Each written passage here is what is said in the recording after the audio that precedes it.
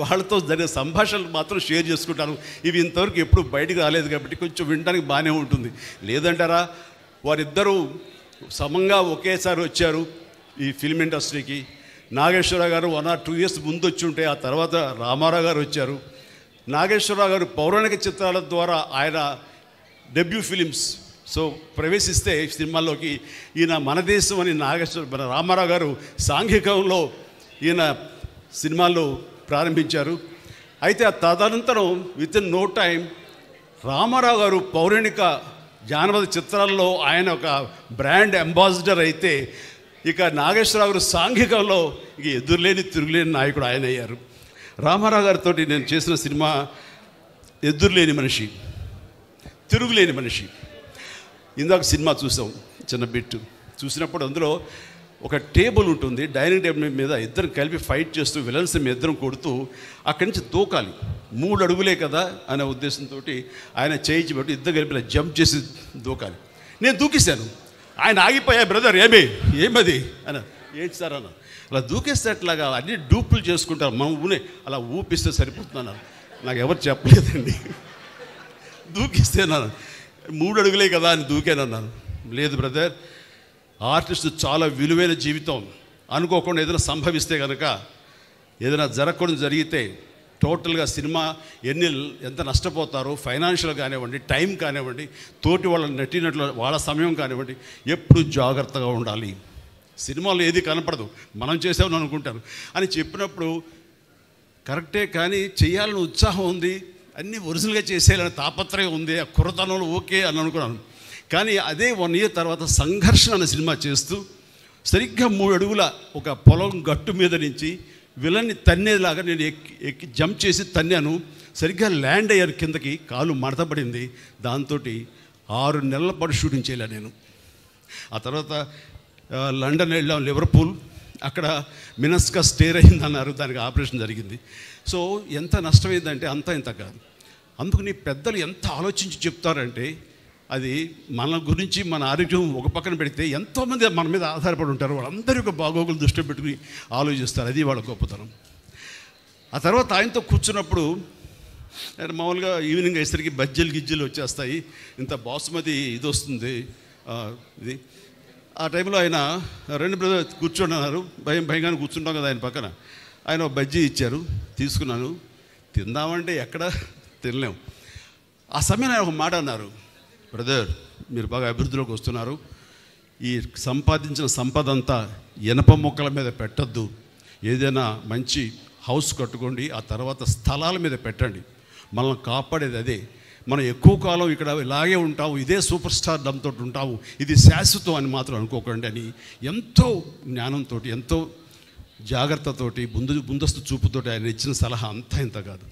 అప్పటిదాకా మంచి కారు కొనుక్కుందామా, ఇందాక మన కృష్ణదేవరాయ చెప్పినట్లుగా అప్పట్లో టయోటా సెరా అని చెప్పేసి తలుపులు పైకి తెరుచుకుంటాయి, వింగ్ టాప్ లాగా, అది చాలా ఫ్యాన్సీ.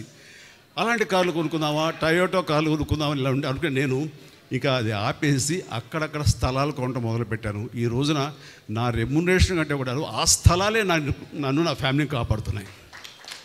అలాంటి గొప్ప సలహాలు ఇచ్చినటువంటి మహానుభావులు దూరదృష్టితో. ఇక నాగేశ్వరరావు గారితో కూడా నేను చేసినప్పుడు మెకానిక్ అల్లుడు, ఆ సినిమాలు చేసినప్పుడు ఆయన ఎంత సరదాగా ఉండేవారంటే, ఆయనతోటి ఈయనతోటి కూర్చొని తినమన్నా తినలేని చిన్న టెన్షన్ ఉండేది. ఆయన అలా కాదు, చాలా ఫ్రెండ్లీగా ఉండేవారు. అంటే ఈవినింగ్ అయ్యేసరికి ఇంటికి రా చిరంజీవి మనం కూర్చుందాం అనేవారు. ఆయనకి కోనియాక్ అంటే చాలా ఇష్టం. అది నేను ఫారిన్ వెళ్ళినప్పుడు ఎక్కడి నుంచి మంచి బాటిల్ కనబడితే ఎక్స్పెన్సివ్ కోనియాక్ ఆయన కోసం తీసుకొచ్చి గిఫ్ట్గా ఇచ్చేవాడిని. అప్పుడు ఆయన తీసుకున్నా నేను పక్కన కూర్చుని ఆయనతో కబుర్లు చెప్తుండేవాడిని. ఆ చెప్పే సమయంలో ఆయన అన్న మాటలన్నీ కొంచెం రొమాంటిక్ టచ్తో ఉంటాయి, చాలా ఇంట్రెస్టింగ్గా ఉంటుందన్నమాట. అట్లాగా ఆయన ఎంత ఈజీగా ఎంత ఫ్రెండ్లీగా ఉంటారంటానికి ఇంత కాదు. ఆ సమయంలో ఆయన చెప్పినటువంటి గొప్ప విషయం ఏంటంటే, రామారావు గారు నేను ఒకే సమయంలో వచ్చాం చిరంజీవి. ఆయన మంచి అందగాడు, ఆజానుబాహుడు, మంచి ముఖవర్చస్సున్నవాడు. అలాంటి స్ఫురద్రూపి ముందు నన్ను నేను చూసుకుంటే ఒకసారి నాకు ఇన్ఫీరియారిటీ కాంప్లెక్స్ వచ్చేది. అది ఒకసారి ఆయనతో కలిసి మేము 14 సినిమాల దాకా చేసాం, చిన్న చిన్న బిట్లు.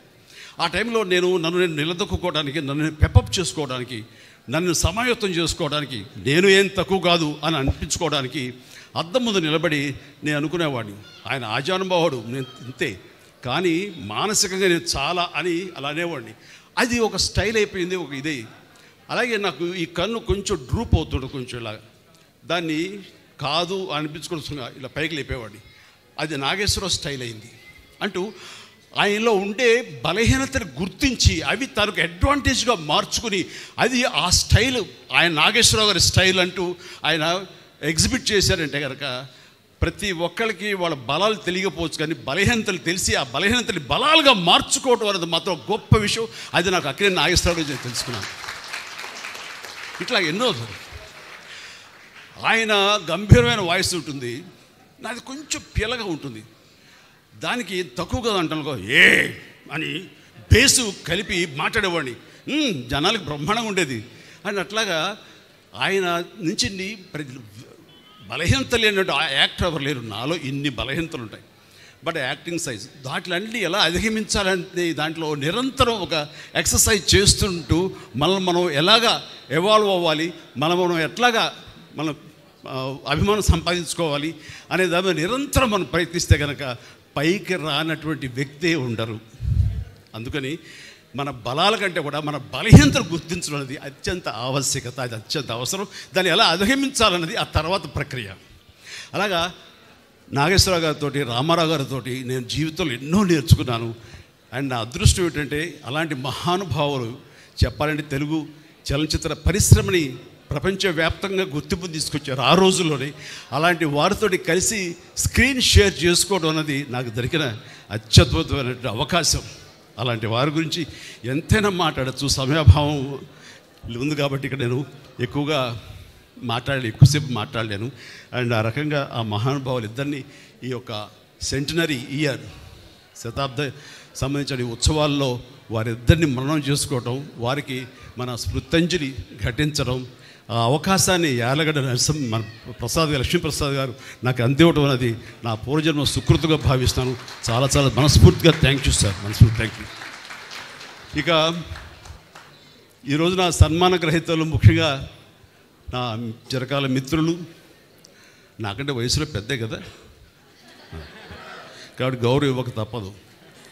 ఎండమూరి వీరేంద్రనాథ్ గారు, ఆయనతోటి నా అసోసియేషన్ అనేది ఎంత అత్యద్భుతమైనటువంటి ప్రయాణం అంటే, నా స్టార్ స్టేటస్, నేను స్టార్ని అవ్వటానికి అత్యధికంగా ఆయన కంటెంట్, ఆయన రాతలు, ఆయన రచనలు, ఆయన క్రియేట్ చేసిన క్యారెక్టర్స్ నాకు 80వ దశకంలో అవి ఉపయోగపడ్డాయంటే కనుక ఎక్కువ నేను ఆయనకి అది కంట్రిబ్యూట్ చేయగలను. ఆ డెడికేషన్, ఆయన మేధా సంపత్తిలోంచి వచ్చేటువంటి ఆ క్యారెక్టరైజేషన్స్ నాకు సోపానాల్లాగా మరింత హైట్కి వెళ్ళేలాగా, మరింత స్టార్డమ్ని పొందేలాగా. చెప్పాలంటే మెగాస్టార్ అనే పేరు వచ్చింది కూడా వన్ ఆఫ్ హిస్ ఫిలిమ్స్, అది కూడా వరుసగా చెప్తాను. ఒకరోజు అమ్మగారు నెల్లూరులో ఉంటుండేవారు, నాన్నగారును, నేనేమో చెన్నైలో మెడ్రాస్లో ఉండి అటు ఇటు వెళ్తుండేవాడిని. అది 1981 ఆ సమయం, 81 ఆ సమయంలో నాన్నరే నేను అభిలాష అనే నవల చదివానురా, అందులో హీరో పేరు కూడా చిరంజీవి. అండ్ అది చదువుతుంటే నాకు ఏదో నువ్వే గుర్తుకొస్తున్నావు, నువ్వే ఇది ఉంది, బహుశా ఎండమూరి రైటర్ కూడా నీలాంటి వాడిని దృష్టిలో పెట్టుకుని రాశారేమో అనిపిస్తుంది అని అనేసరికి, అవునా బాగుందాం, అంత బాగుందమ్మా, నాను చదువుతావు, నువ్వు చెప్పమ్మా నాను. అమ్మ చెప్తే చాలా అందంగా చెప్పింది, నేను చదువును కూడా చదవలేదు కానీ అమ్మ చెప్పేసింది. సో అది ఆ తర్వాత మెడ్రాస్ వెళ్ళిన 2-3 డేస్కి 2 వీక్స్ లోపల అండ్ మన కేఎస్ రామారావు వచ్చి, బాస్ ఇలాగా ఒక స్టోరీ ఉంది, మీరు మాకు చేయాలి, దాని పేరు అభిలాష. ఏమి కాకతాళీయం, ఆయన పెన్ను పెట్టి శ్రీకారం చుట్టిన క్షణంలో నన్ను తలుచుకున్నారో లేకపోతే చిరంజీవి అని పేరు ఎందుకు పెట్టారో తెలియదు, కానీ అది సినిమా నాకే రాసి పెట్టుంది. ఆ రాత నాకు ఒక మంచి అత్యద్భుతమైనటువంటి విజయాన్ని చేకూర్చిపెట్టింది, నాలో కాన్ఫిడెన్స్ పెరిగింది. ఇక మన స్టార్గా ఈ ఫిలిం ఇండస్ట్రీలో మన స్థానం సుస్థిరం అనే అభిప్రాయాన్ని కలిగజేసిన సినిమా ఒక అభిలాష. ఆ అభిలాష సాంగ్స్ వేళ మార్నింగ్ నేను రాడిసన్లో నేను జిమ్ చేస్తుంటే వాడు మొత్తం నేను వచ్చారు కదా హుషారు వేసాడు, మొత్తం నీ సాంగ్స్ పెట్టాడు. ఆ సాంగ్స్లో యూరేకా సాగమిక ఇలాంటి సాంగ్స్ అని వేస్తుంటే ఆ పక్కనే సముద్రం గడు గంగావతి, భీమిలి, ఈ రోడ్లోనే ఎగిరి డ్యాన్సెస్ కింద పడి మీద పడి ఏదో చేశారు విన్యాసాలు, అవన్నీ గుర్తుకొస్తుంటే what a sweet memory. Morning 5:30-6 o'clockకి వండర్ఫుల్ మెమరీస్ తోటి ఈ రోజునే వచ్చాను. అదంతా కూడాను కెఎస్ రామారావు గారు, యనమూరి వీరేంద్రనాథ్ గారు, మన కోదండరామరెడ్డి గారు, వీళ్ళందరి యొక్క ఇళయరాజా గారు ముఖ్యంగా వీళ్ళందరి యొక్క కాంబినేషన్లో నాకు అందించేటువంటి గొప్ప ఇది. ఆ తర్వాత వచ్చే సినిమా ఛాలెంజ్, డబ్బు టు ది పవర్ ఆఫ్ డబ్బు. ఆ సినిమా దాని ప్రభావం ఎంతంటే ఎంతమంది యూత్ని మోటివేట్ చేసిందంటే, అండ్ మనకేమీ లేదు కదా, మనకేం చేయలేము, మనకు దిక్కుముక్కు లేదు, మనం ఒంటికాయ సొంటి కొమ్ము లాంటి వాళ్ళం, ఎలాగ రాణించాలి ఇక్కడ, ఎలా డబ్బు సంపాదించాలి, లేదా ఎలాగా ఏదైనా అచీవ్ చేయాలి అనే వాళ్ళకి అది ఆన్సర్, మంచి ఆన్సర్ అది. అండ్ అది ఆ సినిమాలో నేను ఆ క్యారెక్టర్ చేసిన విధానం ఈ రోజుకి నన్ను మీటింగ్ చాలామంది చెప్తుంటారు, సార్ ఈ రోజున మేము పెద్దవాళ్ళు అయ్యామంటే మాకు ఏమీ లేని క్షణంలో, ఏం లేని టైంలో మాకు ఛాలెంజ్ అనే సినిమా మాకు ఎంతో స్ఫూర్తి ఇచ్చింది అంటుంటే వావ్ అంటున్నాను.